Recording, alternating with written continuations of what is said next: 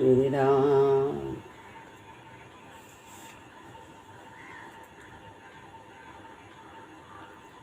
गुरुर्ब्रह्मा गुरुर्विष्णु गुरुर्देव महेश्वरा गुरु साक्षात् परब्रह्म तस्मै श्री गुरुवे नमः।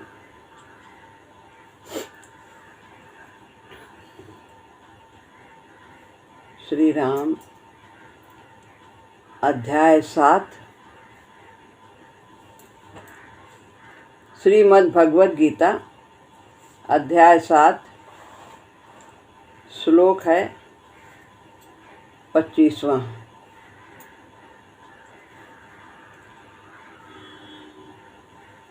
नाहं प्रकाशः सर्वस्य योगमाया समावृतः मूढोऽयं नाभिजानाति लोको मामजमव्ययम्।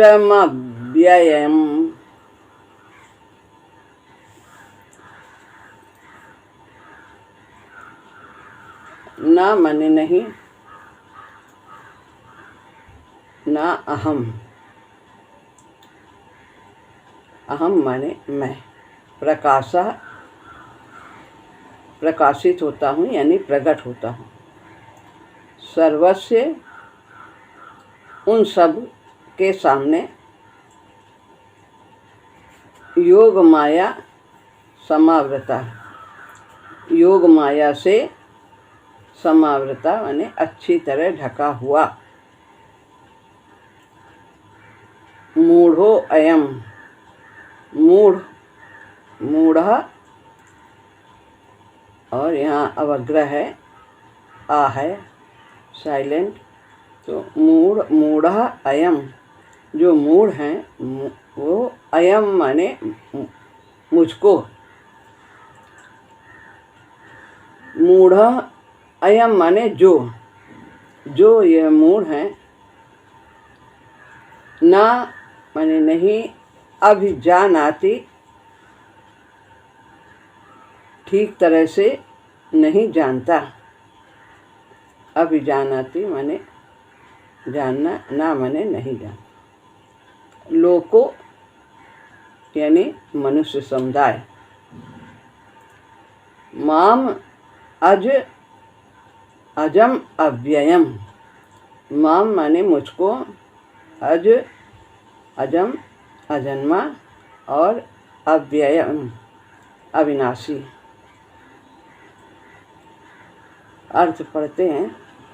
यह जो मूढ़ मनुष्य समुदाय मुझे अज और अविनाशी ठीक तरह से नहीं जानता, उन सब के सामने योग माया से अच्छी तरह ढका हुआ मैं प्रकट नहीं होता।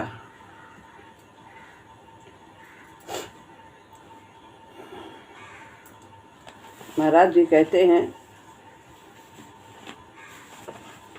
भगवान को सभी नहीं पहचान पाते हैं और ये कोई विस्मय वाली बात नहीं है, क्योंकि भगवान योग माया से चारों ओर से घिरे हुए हैं, अपने को आवृत किए हुए हैं। योग माया यानी योग की माया, ये जो माया है बनी है, भगवान ने बनाया है। संसार बाहर का और अंदर का, हमारी प्रकृति स्वभाव, ये सब क्यों बनाया है? ये प्रभु से योग करने के लिए बनाया। योग माया, माया वही जो कुछ का कुछ दिखा देती है,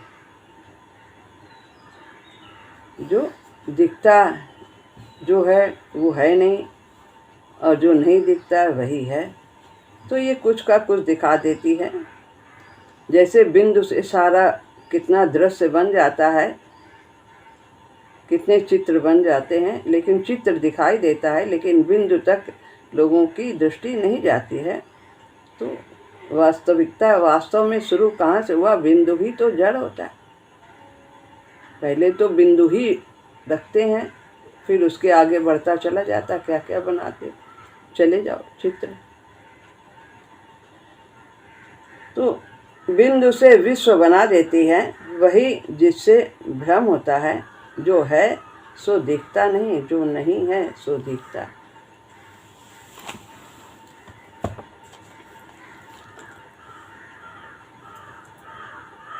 मैं अज और अविनाशी हूँ, भगवान कहते हैं। अर्थात अज यानी जन्म से और अविनाशी मरण से रहित। मैं न जन्मता हूँ न मरता हूँ। ऐसा होने पर भी, अज और अविनाशी होने पर भी मैं प्रकट होता हूँ और अंतर्ध्यान भी होता हूँ। जब भगवान को जाना होता है संसार से अवतार लेने के बाद, तो वो अंतर्ध्यान हो जाते हैं। जैसे सूर्य भगवान उदय होते हैं तो हमारे सामने आ जाते हैं, और अस्त होते हैं तो हमारे नेत्रों से ओझल हो जाते हैं। ऐसे ही मैं, भगवान कहते हैं, मैं केवल प्रकट और अंतर्ध्यान होने की ही लीला करता हूँ। और जो मेरे को इस प्रकार जन्म मरण से रहित मानते हैं कि भगवान का जन्म नहीं है, अजन्मा है और मृत्यु भी नहीं होती, नित्य रहते हैं, वे असम्मूढ़ हैं। यानी कि मूर्ख नहीं है, वह ज्ञानी नहीं है। जो भगवान को अज और अविनाशी मानते हैं वो ज्ञानवान है, और जो नहीं ऐसा जानते हैं वही अज्ञानी है। और इसका कारण क्या है? जो लोग नहीं समझते कि भगवान अज हैं, अविनाशी हैं, तो उन्होंने मनुष्य का भगवान के साथ जो स्वतः अपनापन है वो भूल गए हैं, और अपना संबंध शरीर के साथ मानने लगे कि ये शरीर, मैं शरीर हूँ, ये शरीर मेरा है, ऐसा मानते हैं। इसलिए ये सामने उनके माया का पर्दा पड़ जाता है, और वो भगवान को जन्मने और मरने वाला मानते हैं। और ऐसे जो हैं, जो भगवान को जन्मने और मरने वाला मानते हैं, वे, उनके सामने भगवान प्रकट नहीं होते। अच्छी तरह से योग माया से मैं ढका हुआ रहता हूँ, ना हम प्रकाश, मैं प्रकाशित नहीं होता हूँ सबके लिए भला। उदाहरण दिया है कि जैसे कि कोई अपने घर में बंद है और उसका घर एक परकोटे में है, उसके अंदर है, सबके घरों के साथ उसका घर है, और बाहर एक किला जैसा बना, उसके बाहर वो नहीं जा सकता। तो अगर वो मनुष्य बाहर निकलना चाहे तो अपने घर से तो निकल सकता है, पर शहर की चहारदीवारी से निकलना उसके हाथ की बात नहीं है, नहीं निकल सकता, गेट बंद है, फाटक। यदि उस शहर का राजा चाहे तो चहारदीवारी का दरवाज़ा खोल सकता है, और उसके घर का दरवाज़ा भी खोल सकता है। तो राजा कौन है? शरीर में आत्मा है, भगवान का अंश है।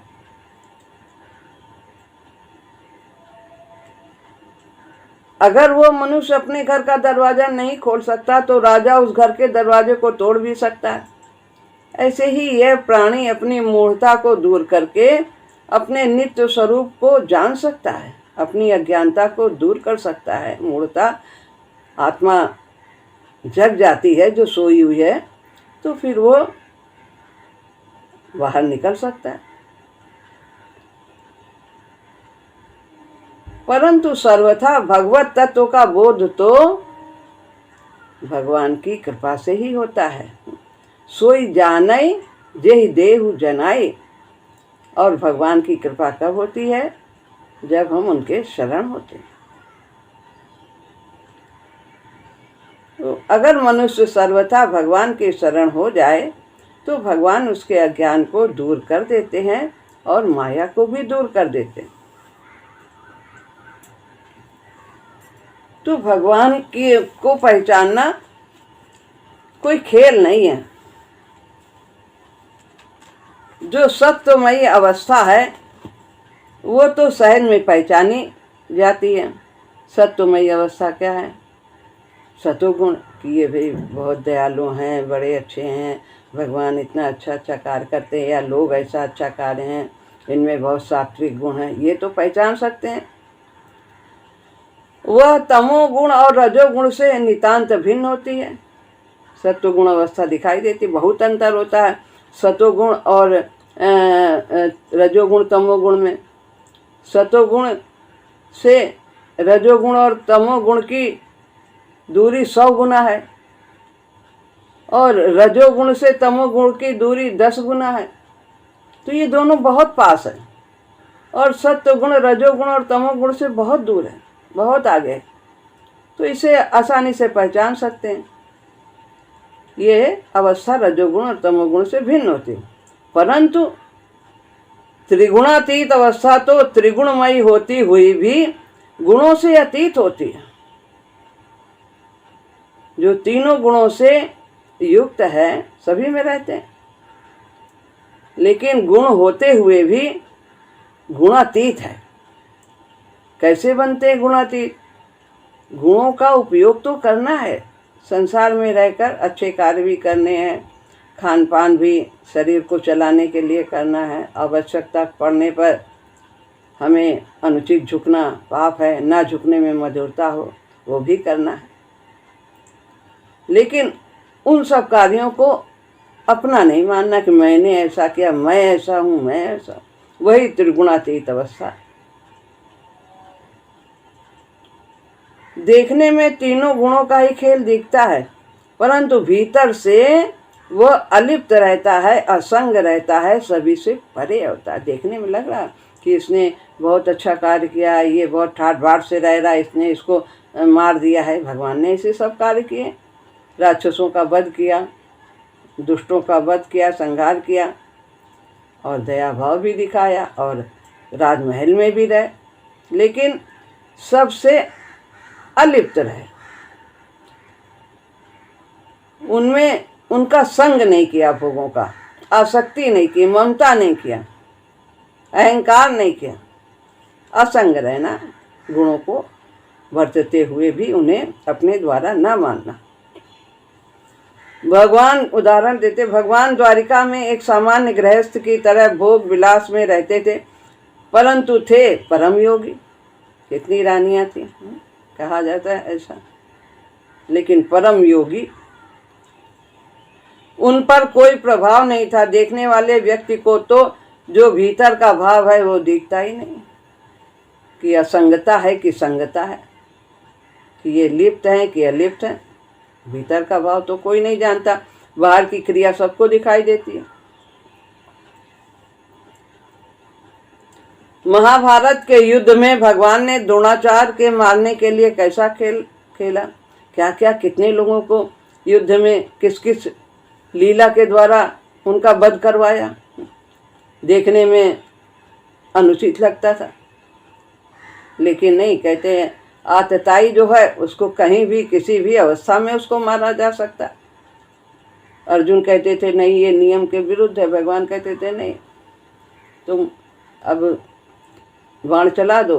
भले ही कर्ण का पहिया जमीन में धंसा, उसके पास अस्त्र शस्त्र नहीं है तो भी।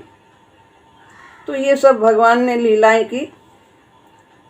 भीष्म तथा कर्ण का कैसे अंत करवाया, ये सभी लीला भ्रम में डाल देती है।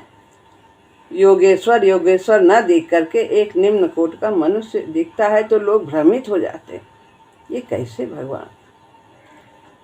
इसीलिए भगवान कहते हैं मैं सभी के लिए प्रकाशित नहीं होता। जो कार्य उन्हें जैसा भी करना है, संसार की गाड़ी को ठीक से चलाने के लिए, जिस उद्देश्य के लिए संसार की रचना की, सबके विकास के लिए, यदि उसमें अव्यवस्था होती है, अधिक अव्यवस्था होती है, तो फिर वो अवतार लेते हैं और ये नाना प्रकार की लीलाएं करते हैं। रामचंद्र भगवान ने भी बड़े मर्यादा से सब अनेक कार्य किए, लेकिन इसमें भी लोगों को शंका हो जाती है कि देखो कैसे सीता जी के विरह में विलाप कर रहे हैं, और सती जी भी भ्रमित हो गए।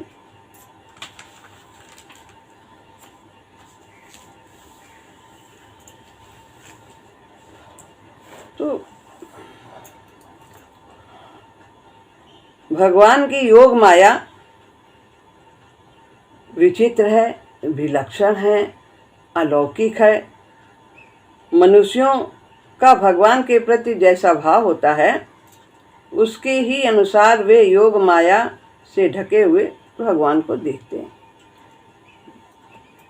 जैसा भाव है वैसा ही उन्हें दिखाई देता है। रामचंद्र भगवान जब वहाँ जनकपुरी गए तो सब लोगों ने अलग अलग तरह से जिसके जैसे भाव थे वैसा उन्होंने देखा। इसी तरह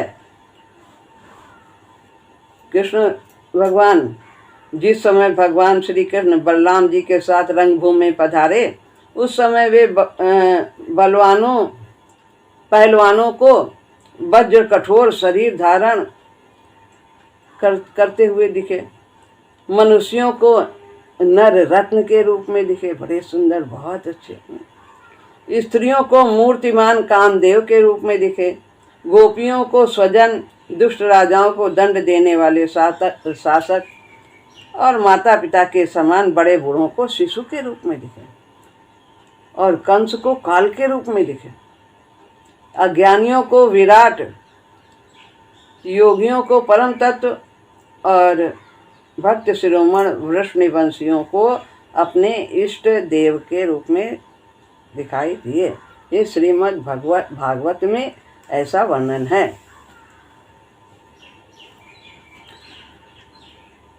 तो यहाँ पर भगवान कहते हैं कि मेरे प्रकट होने को देवता और महर्षि भी नहीं जानते। भगवान ने आगे कहा है 10वें अध्याय में। तो और यहाँ पर मूढ़ लोगों की बात कर दी कि वे मेरे अज और अव्यय रूप को नहीं जानते। यहाँ तो कहते हैं 10वें अध्याय कि देवता भी नहीं जानते, मेरे प्रकट होने को नहीं जानते कि मेरा कब जन्म हुआ। तो ये कैसे जान सकते हैं देवता और महर्षि? क्योंकि भगवान तो आदि हैं, वो ब्रह्मा जी के भी पिता हैं। ब्रह्मा जी को भी उन्होंने प्रकट किया है। तो फिर जब ब्रह्मा जी नहीं जानते हैं तो फिर और देवी देवता कैसे जान सकते हैं? मनुष्य नहीं जान सकते। लेकिन उनके प्रकट होने को, जैसे कि पुत्र पिता के प्रकट होने को नहीं जान सकता क्योंकि वो पुत्र बाद में आया है, पिता से आया, इसलिए वो नहीं जानता। ऐसे ही भगवान को सब प्रकट होने को तो नहीं जान सकते हैं। तो ये कोई दोष की बात नहीं है कि उनके प्रकट होने का, कब प्रकट हुए, कैसे हुए, ये न जानना कोई दोष की बात नहीं है। लेकिन दोष की बात है उन्हें अजन्मा और अविनाशी न जानना, ये दोष की बात है। इसको हमें मानना चाहिए कि वे अजन्मा हैं और अविनाशी हैं। वो प्रकट होते हैं और अंतर ध्यान होते हैं। तो जब जैसी आवश्यकता होती है वो लीला करते हैं। तो यहाँ पर मनुष्य भगवान को अज अविनाशी मान सकते हैं। अगर वे भगवान को अज अविनाशी नहीं मानते तो ये उनका दोष है। इसलिए यहाँ उनको मूढ़ कहा गया। तो मूढ़ा कहा है ना, मूढ़ो अयम ना भी जानाते लोको माम जन्म। मूढ़ जो है मुझे ऐसा नहीं जानते कि मैं जन्मा हूँ, मुझे जन्म वाला मानते, शरीर वाला मानते हैं। और उसी तरह से उनके समय में जब अवतार हुआ तो सब बहुत से लोगों ने उनको मनुष्य के रूप में व्यवहार किया। तो अब ये श्लोक यहाँ पर पूरा होता है। आगे हम दूसरा श्लोक लेते हैं। 26वां श्लोक है। वेदाहं समतीतानि वर्तमानानि चार्जुन भविष्याणि च भूतानि माम तु वेद न कश्चन।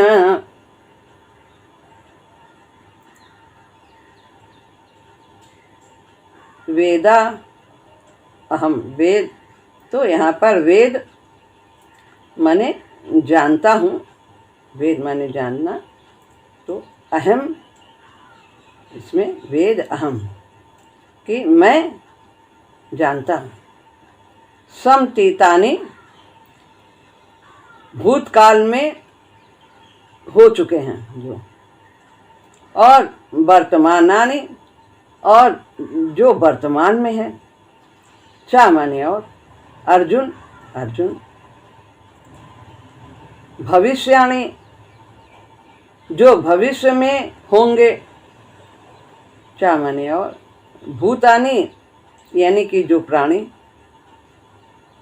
माम माने मुझको, तू माने परंतु, वेद माने जानना, न माने नहीं, कश्चिन माने कोई भी।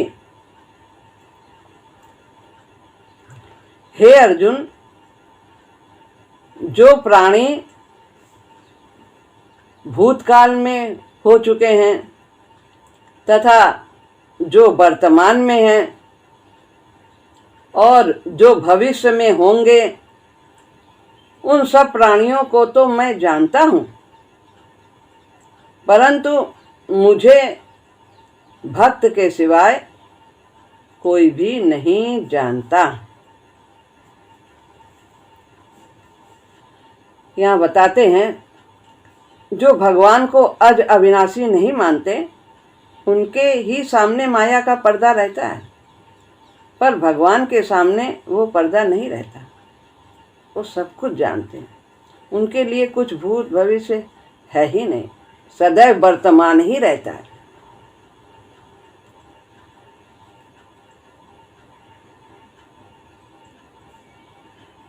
यहाँ भगवान ने प्राणियों के लिए तो भूत, वर्तमान और भविष्य तीनों विशेषण दिए हैं, परंतु अपने लिए अहम वेद कि मैं जानता हूँ। अपने लिए नहीं कहा कि मैं भूत और भविष्य कुछ, मैं सब कुछ जानता। इसका तात्पर्य है कि भगवान की दृष्टि में भूत, भविष्य और वर्तमान, ये तीनों काल वर्तमान ही होते हैं। तो इस तरह से अतः भूत के प्राणी हो, भविष्य के प्राणी हो अथवा वर्तमान के प्राणी हो, सभी भगवान की दृष्टि में वर्तमान होने से भगवान सभी को जानते हैं। जैसे कि हम पिक्चर देखने जाते हैं सिनेमा, तो उसमें हम देखते हैं कि भूत, भविष्य, वर्तमान, ये पहले हुआ था, ये बाद में होगा, ये अभी हो रहा है, ये पहले का इसका सीन दिखा रहे हैं, ये तो ये सब दिखता है। लेकिन वो जो रील है उसमें कुछ भूत, भविष्य, वर्तमान नहीं, उसमें सब वर्तमान ही रहता है जो भरा है। ऐसे ही भूत, भविष्य और वर्तमान, ये तीनों काल तो प्राणियों की दृष्टि में है, भगवान की दृष्टि में नहीं है, क्योंकि प्राणियों ने अपने को शरीर माना है। वो मरता और जन्मता रहता, आता और जाता रहता। ये जो आत्मा समझें तो उनके लिए भी वही दृष्टि हो जाएगी जो भगवान कहते। वो कभी आत्मा कभी मरती नहीं, सदैव रहती, हर समय उसके लिए वर्तमान, या यहाँ रहे या वहाँ रहे। जैसे कि एक दीपक को इस कमरे में रखो, जलते हुए दीपक को, चाहे उस कमरे में रखो, कहीं भी रखो, दीपक तो ज्यों का त्यों है। वो यहाँ रहें या सूक्ष्म लोक में रहें, कहीं भी रहे, आत्मा तो अमर है।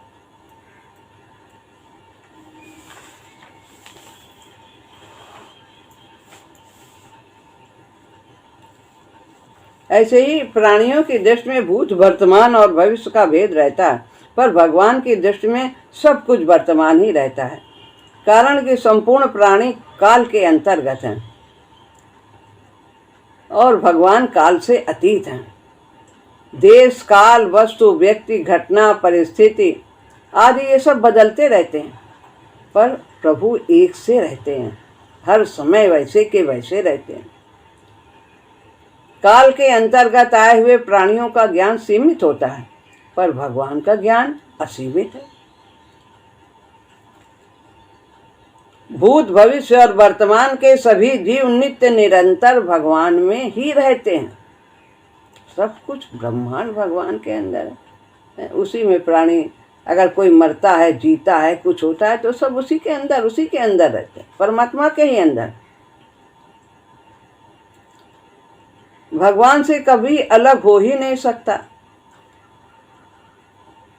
भगवान में भी ये कहते ताकत नहीं है कि जीवों से वे अलग हो जाएं। अतः प्राणी कहीं भी रहें, वे कभी भी भगवान की दृष्टि से ओझल नहीं हो सकते हैं।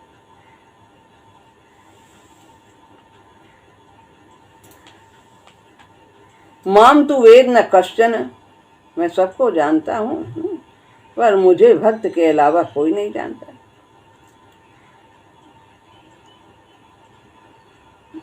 मूढ़ समुदाय में से मेरे को कोई नहीं जानता, यानी कि मुझे अज और अविनाशी वो नहीं मानते जो अज्ञानी है, परंतु वे मुझे साधारण मनुष्य की तरह मानते।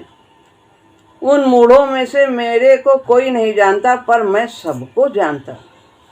जैसे उदाहरण दिया है कि बांस की चिक दरवाजे में यदि पड़ी है तो अंदर वाला तो बाहर को सब देख लेगा कौन है क्या है, लेकिन बाहर वाला नहीं देख सकता अंदर वाले को, उसे केवल बांस की चिक ही दिखाई देगी। ऐसे ही प्रभु अंतर्यामी है, वो सबकी जानते हैं, पर उन्हें सब कोई नहीं जान सकता, केवल भक्त ही जान सकता है। जो प्रभु से युक्त है वही जान सकता है।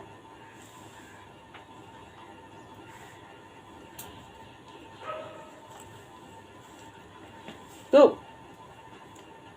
भगवान जब भविष्य में होने वाले सभी प्राणियों को जानते हैं, तो किसकी मुक्ति होगी और कौन बंधन में रहेगा ये भी जानते हैं, क्योंकि भगवान का ज्ञान नित्य है। अतः वे जिनकी मुक्ति चाहते हैं उनकी मुक्ति होगी, और जिनको बंधन में जानते हैं वे बंधन में ही रहेंगे। तो ऐसी बात नहीं है। भगवान की इस सर्वज्ञता से मनुष्य की मुक्ति परतंत हो गई, यह बात ठीक नहीं है कि भगवान सबको जानते हैं किसका बंधन होगा, किसकी मुक्ति होगी, तो ये और फिर वो वही होगा, वही मुक्त होगा, वही बंधन। लेकिन नहीं, भगवान ने अपनी तरफ से मनुष्य को अंतिम जन्म दिया है। कबहू की कर करुणा नर देही, और देत ईश बिनु हेतु सने, कृपा करके उन्होंने मनुष्य शरीर दिया है। अब इस जन्म में मनुष्य अपना उद्धार कर ले अथवा पतन कर ले, ये उसके ऊपर निर्भर है।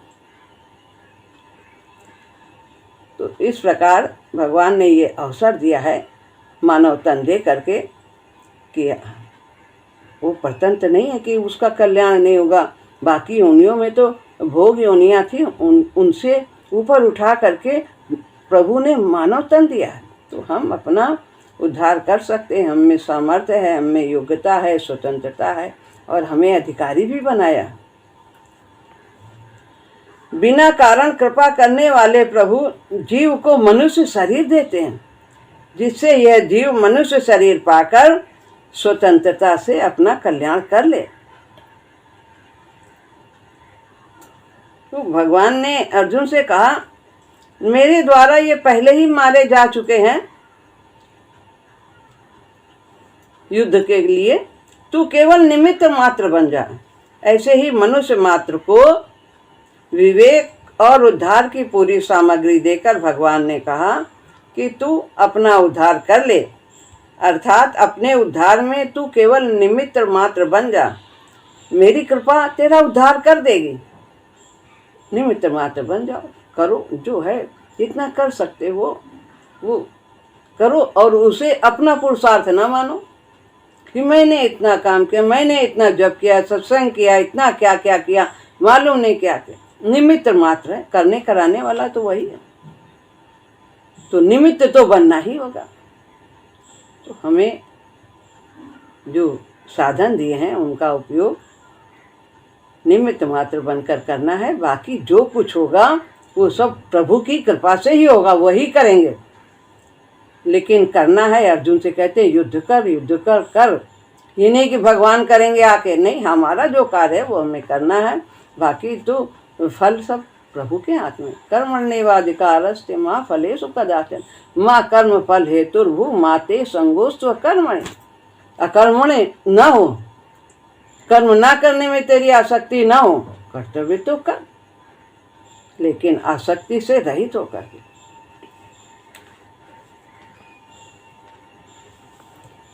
और जो अपना उद्धार नहीं करता मनुष्य शरीर पाकर, तो उसकी आत्महनन गति जाए।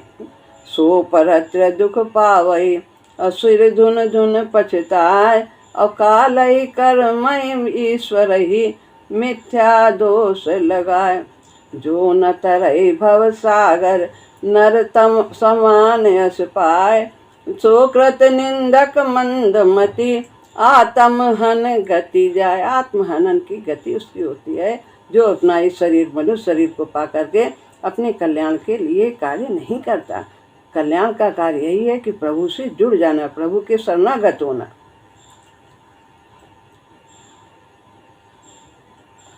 तो मनुष्य को क्या करना चाहिए कि भगवान ने कृपा करके जो सामर्थ्य, समझ आदि दिया है, सामग्री दी है, वो कहे कि मैं इनका दुरुपयोग नहीं करूँगा, और भगवान ने जो सिद्धांत बनाए हैं उनके विरुद्ध नहीं चलूँगा। ऐसा निश्चय, दृढ़ विश्वास करके उस पर डटा रहे।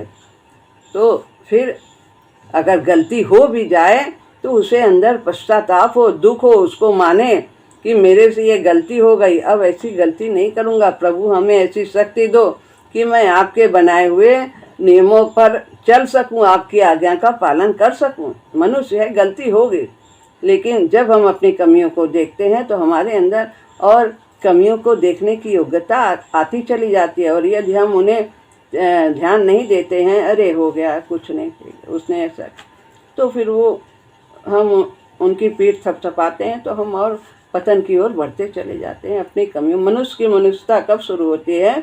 जब वो अपनी कमियों को देखता है, तभी वो मनुष्य। नहीं दिखाई देती है तो फिर वो पशु के समान। ऐसी बात नहीं कि उसमें कमियां नहीं, बहुत कमियां हैं, तभी तो इस संसार में आया। कमी है तभी तो यहाँ पर पढ़ने के लिए आया। विद्यार्थी कब जाता है विद्यालय में, कब तक रहता है? जब तक उसे ज्ञान सीखना होता है। कमी है तो इसीलिए ये विद्यालय में हम आए। तो यहाँ पर भगवान कहते हैं कि मनुष्य शरीर में अथवा किसी अन्य योनि में भी प्रभु के चरणों की शरण हो जाए तो भगवान उसे अनंत जन्म के पापों, उसके अनंत जन्म के पापों को नष्ट कर देते हैं। सर्वधर्मान परित्यज्य मामेकं शरणं व्रज अहम त्वा सर्व पापेभ्यो मोक्षयिष्यामि मा शुचा। मेरी शरण आ जा, मैं तुझे सभी पापों से मुक्त कर दूंगा, चिंता मत कर। कोटि विप्र बदला गही जाहू, आए शरण तजहु नहीं ताहू। सन्मुख होए जीव मोहि जबहि, जन्म कोटि अघनासहि तबहि। तो यहाँ पर शरणागति के द्वारा हम अपना कल्याण आसानी से कर सकते हैं। ये बहुत ही सुगम मार्ग है। तो एक प्रभु की ही शरण है, उन्हीं का आश्रय है, और हमें उन्हीं का सुमिरन करना है, तो उन्हीं के परायण होना है। यही गुरुजी हम सबको बताते हैं। श्री राम।